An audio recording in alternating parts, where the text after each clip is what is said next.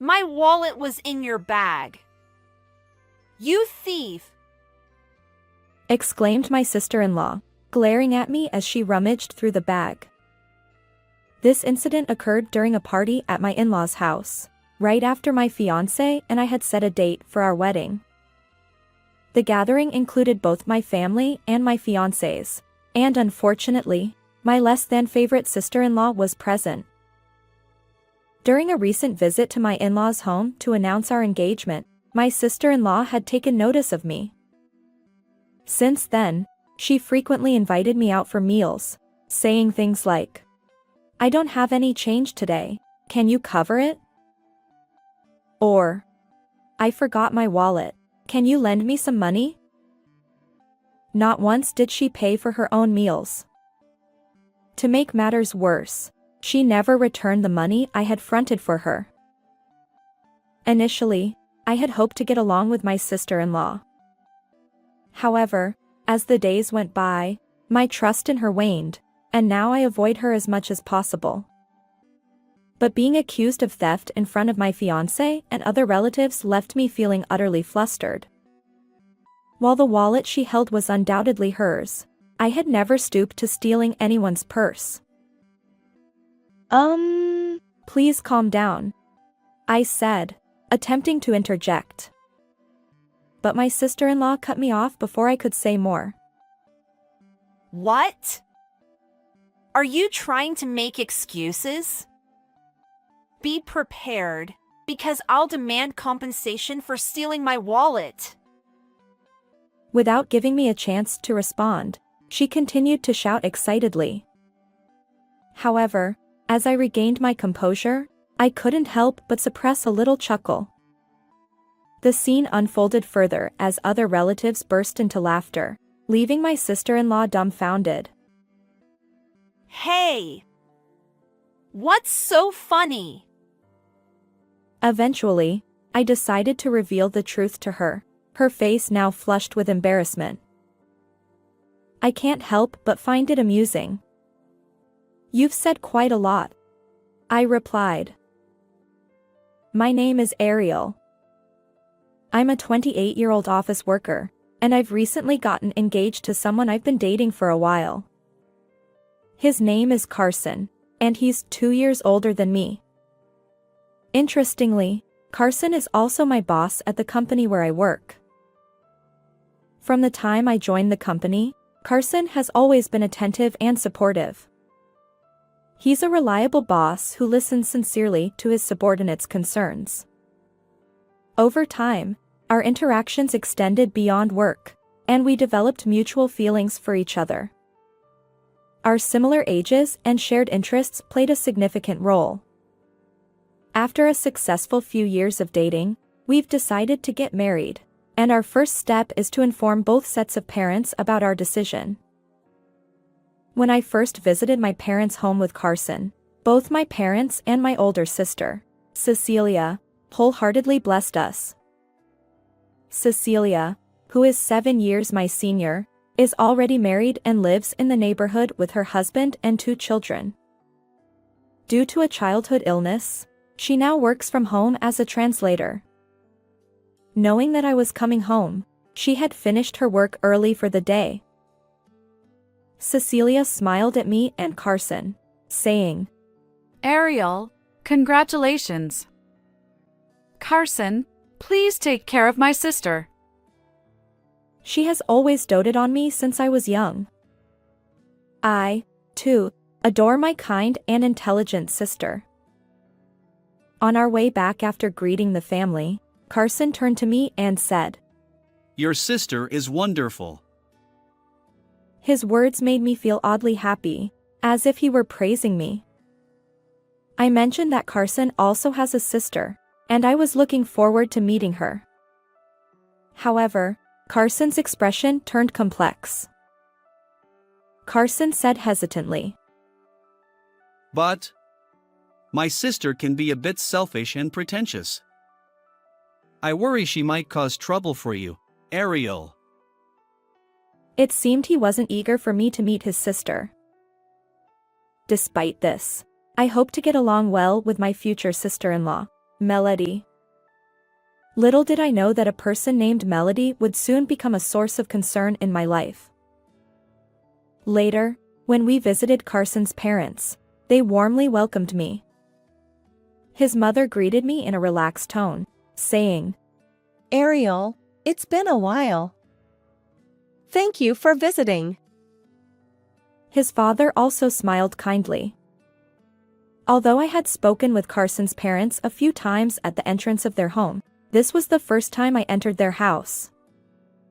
I felt nervous about meeting Carson's sister for the first time. However, it turned out that Melody, Carson's sister, was conveniently absent. While I felt disappointed, Carson visibly breathed a sigh of relief. Perhaps he really didn't want me to meet Melody. As we chatted with Carson's kind parents, the tension dissipated, and we enjoyed a pleasant time together. They genuinely celebrated our upcoming marriage, which put my mind at ease as we prepared to leave. As we were being seen off by our future in-laws and heading toward the front door, something unexpected happened. The door swung open from the outside, and a voice called out, "I'm home." A woman stepped inside. Carson's reaction was immediate. Oh. He murmured. The woman who stood there, blocking the doorway, appeared to be in her mid-30s, around the same age as my sister. However, unlike my sister, she wore heavy makeup and exuded a strong-willed aura. I immediately recognized her as Carson's sister, Melody. According to Carson, Melody was divorced and had no children. She was assertive and seemed to have an eye for material things. "Nice to meet you," I said to Melody. Her response was curt. When I looked at her, she scrutinized me with assessing eyes. Then, she smirked and asked, How did you meet Carson? Carson interjected, annoyed. Melody, you are just met. Don't bombard her with questions. But Melody continued, undeterred. How much do you earn? You dress nicely. You must be wealthy. Do you work at the same company as Carson? She fired off various inquiries. Stammering in response, I felt overwhelmed by her barrage of questions.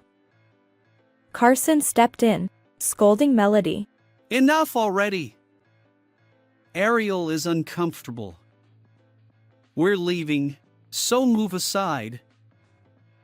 He physically separated Melody from me, but she glared at him defiantly. What's the rush? We'll be sisters-in-law soon. Can't we chat a bit? Oh, and Ariel, let's exchange contact information, Melody said, pulling out her phone from her bag. I hesitated but ultimately gave her my contact details. Still, I wondered if I had made the right choice and my regret began to bubble up. Melody, don't bother Ariel too much. Her mother cautioned. But Melody paid no attention and walked right in. When the topic of Melody came up the other day, I finally understood why Carson's expression changed. Unlike my husband Carson, Melody seems to be assertive and not very good at listening to others. She's the complete opposite of my biological sister. I'm anxious about whether we'll get along in the future. However, since we're going to be family, I still want to get along with Melody. So, when she contacts me, I'll make sure to reply promptly. After exchanging contact information, I started receiving frequent emails from her the day after. As we continued our correspondence via email, we realized that our workplaces are close to each other. One day, Melody invited me to have lunch during our work break. I accepted without hesitation, thinking there was no reason to decline. However, when it came time to pay after our meal, Melody suddenly exclaimed, Oh! She then asked if I could cover the bill because she didn't have any change at the moment. While I found her behavior puzzling, I decided to go along with it and covered the lunch expense as she requested. However, on another day, something else happened. Oh dear, I forgot my wallet. Ariel, could you cover it for me? Despite being the one who frequently invites me to lunch, Melody has started finding reasons to make me pay for her portion of the meal. Even when she later promises to reimburse me, she dismisses it with, Lunch expenses aren't a big deal, right? Let's not fuss over the details. She avoids addressing the issue directly. While the cost of a single lunch isn't significant, Melody's repeated invitations gradually increase my burden. In the end, several months have passed, and the money I covered has never been returned to me. My trust in her has eroded day by day. I've come to realize that it's best to avoid getting too involved with Melody, and my desire to be friendly with her has faded away. Lately, I've been making excuses to decline lunch invitations and keeping my email replies to a minimum. I had tried to distance myself as much as possible, but it happened one day after work. When Carson and I were leaving the company together, I was immediately called by a familiar voice. I looked in the direction of the voice, and there stood Melody. She had been waiting for my work to finish. Leaving the company together as a couple, huh? You two seem close. With a sarcastic tone, Melody addressed us. Carson frowned upon hearing her. What do you want, Melody? When Carson asked, Melody smiled sweetly and said, Actually, I have dinner plans with friends later today, but I'm short on cash. Ariel, could you lend me some money? She was practically emboldened by her previous actions, and I started feeling uncomfortable. I'll have to decline. You still haven't paid back the money you borrowed from me earlier. I firmly rejected her. As soon as I did, Melody became displeased. You're so cold. We're like family, right? It's normal for family members to borrow money from each other. Besides, you earn more than I do. She was shamelessly trying to guilt-trip me, as if she had tasted success before. In fact, I had never discussed salaries with her, but she probably found out because we both worked at the same company. I wanted to retort that we weren't family yet, but Carson beat me to it. Even among families, borrowing money isn't always appropriate. Before going out to dinner, how about repaying the money you owe Ariel? If you can't do it right away, maybe you should head home. Melody. Carson, who do you think you are? Talking like that? I'm your older sister. Are you defending some random woman over your own sister? Despite calling us family earlier, Melody now glared at me while referring to me as a stranger. And then she continued. Besides, in today's world, women need to have money too. Don't you understand, Ariel? Refusing to lend me money is like announcing that you're poor. Her argument made no sense whatsoever, and Carson seemed to lose the will to argue. He just looked exasperated. She's talking nonsense. Ariel, let's go. Don't take her words to heart. We decided not to engage with Melody any further and left the scene, pretending to be strangers. As we walked away, I noticed coworkers glancing at us. Clearly, we were the center of attention. Wait! Hey! Wait up! Melody shouted from behind, but we didn't turn back. Even after that, I occasionally received messages from Melody, but due to wedding preparations, I was busy and kept my replies non-committal. Of course, I declined dinner invitations as well.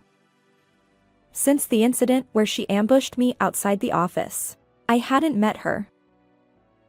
Amidst this, the wedding date was finally set, and a party was organized where both families would gather. The venue was my in-laws' house. Carson and I arrived there, and soon after, my parents and sister joined us. Melody was also present at the dining table, but surprisingly, she remained quiet and didn't say anything to me despite our greetings. Her eerie behavior aside, the table was adorned with a sumptuous meal, and the atmosphere was celebratory. As the dinner proceeded harmoniously, everyone engaged in cheerful conversations. However, just then, when Melody returned from the restroom, chaos erupted. What? It's gone! My wallet is missing! She exclaimed, claiming that her wallet, which she had placed in her bag, was nowhere to be found. My mother-in-law tried to calm her down. Please relax. Maybe you left it in your room? But Melody paid no attention to her soothing words. I'm certain I put it in my bag. I see. I understand now.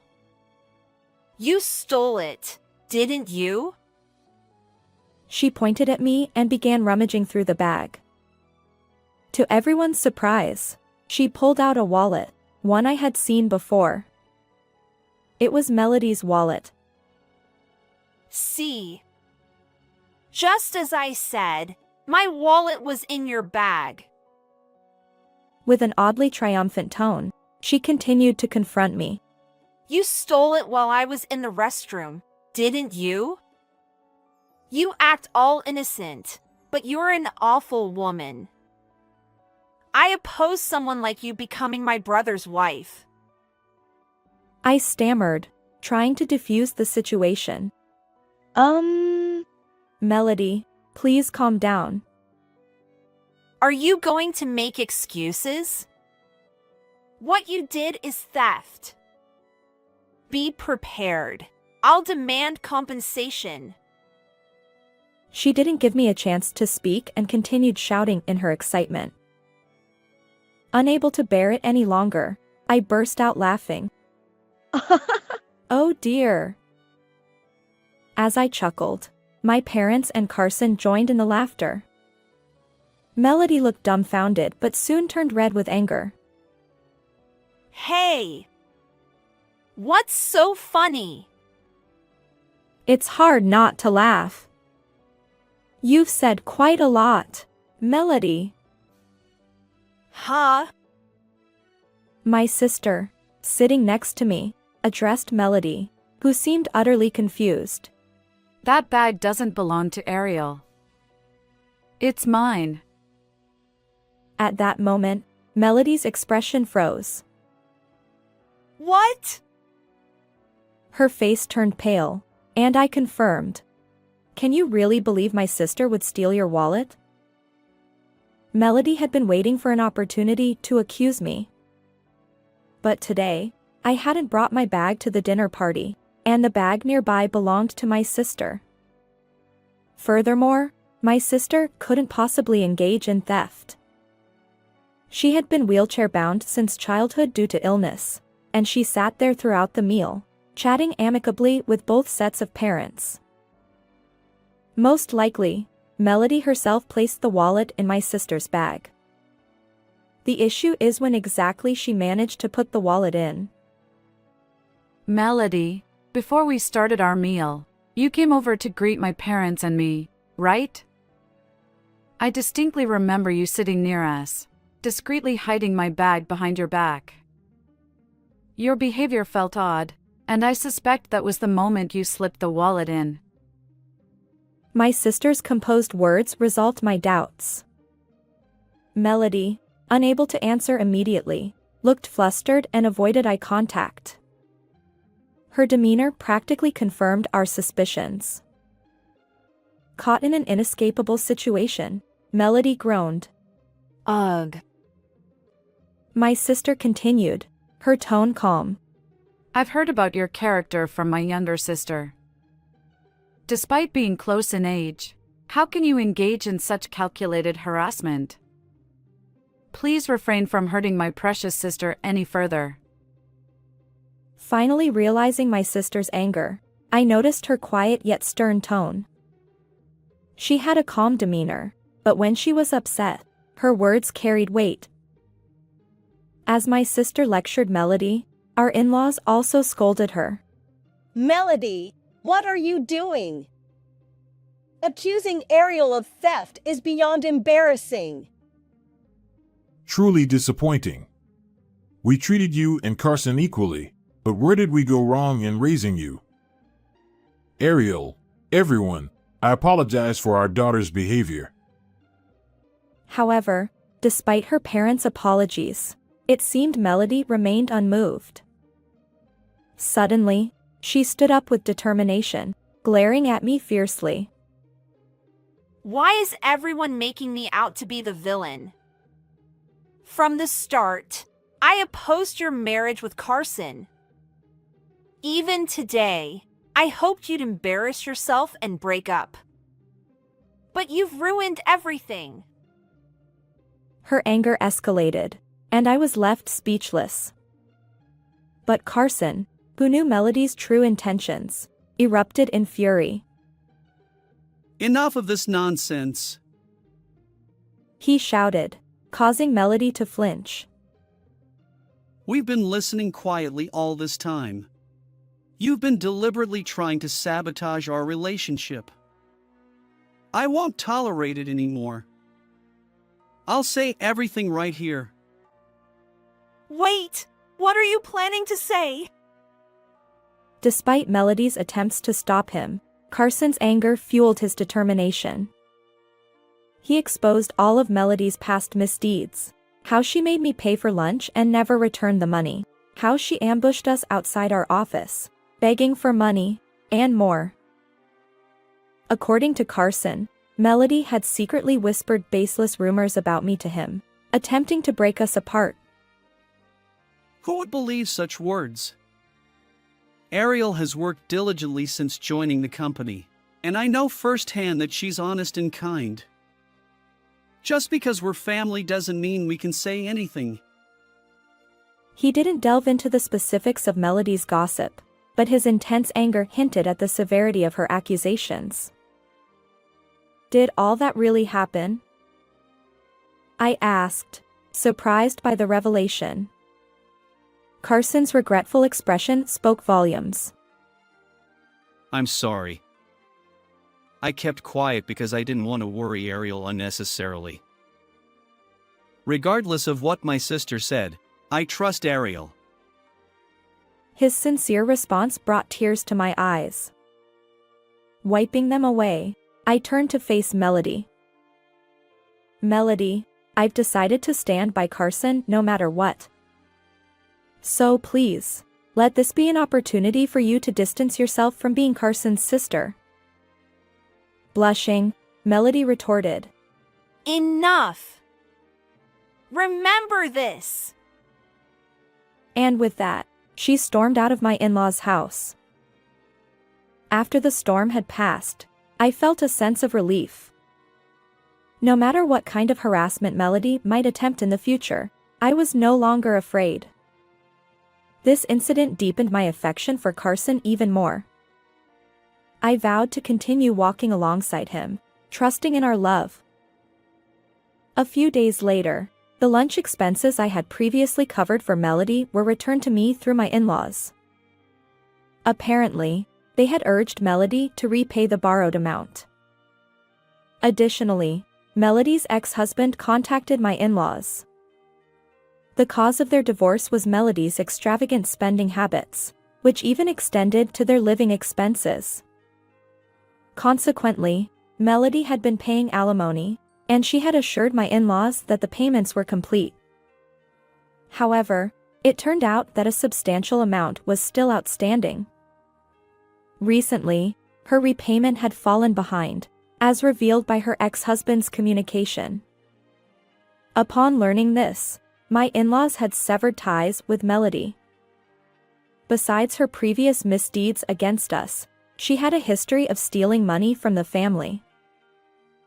In addition to alimony, Melody had accumulated debt from buying luxury items and excessive gambling. According to Carson, Melody had been a compulsive gambler since her 20s, and my in-laws had repeatedly admonished her. Ultimately, her financial situation became dire. She had even misused funds from her workplace, leading to her recent dismissal. Later, Melody, who had been evicted from her parents' home and lost her job, called me. Tearfully, she pleaded, Ariel, you're the only person I can rely on now. Please, lend me a little money. Naturally, I refused. Is this convenient for you? Please repay the alimony and debts with money you earn honestly. I have no intention of being involved with you anymore. Melody persisted. But we're family. Let's get along from now on. I responded firmly. Initially, I wanted to get along too. But I won't become family with someone who has reckless spending habits and doesn't feel remorse for their actions. With that, I hung up despite her continued protests. Subsequently, Melody began living in a modest apartment with her meager savings. However, debt collectors pursued her relentlessly, and she eventually had to vacate the apartment. Now, I have no idea where she is or how she's managing. Carson also vowed never to associate with her again. A month later, we had a wedding without Melody's presence, a joyous occasion blessed by many. Those happy moments remain precious memories. After marriage, we moved into the new home we had prepared. Soon after, I discovered I was pregnant. With our growing family, I look forward to sharing happy days alongside Carson. How did you like this story? If you enjoyed it, consider subscribing to the channel. Until next time.